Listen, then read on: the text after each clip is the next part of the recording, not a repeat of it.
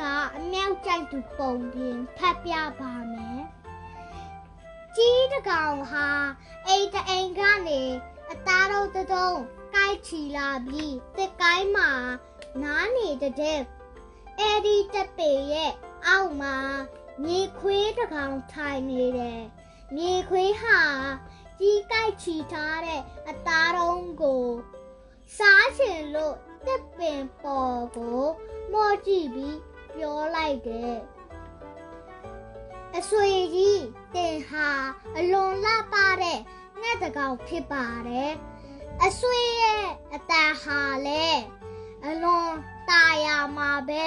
အဆွေရဲ့အတန်ကိုကြားချင်လှပါတယ်ကြီးဟာမြေခွေးမြောက်ပြီးပြောဆိုတဲ့စကားကိုတကယ်ထင်ပြီးအားလို့အော်လိုက်တယ်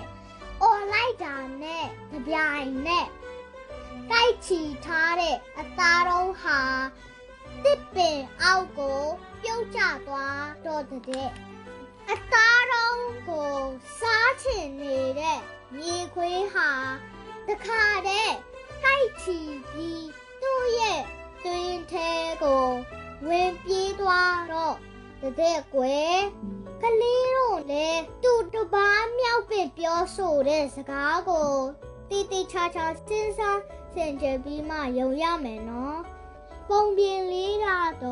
ဒါပါပဲအားလုံးကိုကျေးဇူးတင်ပါတယ်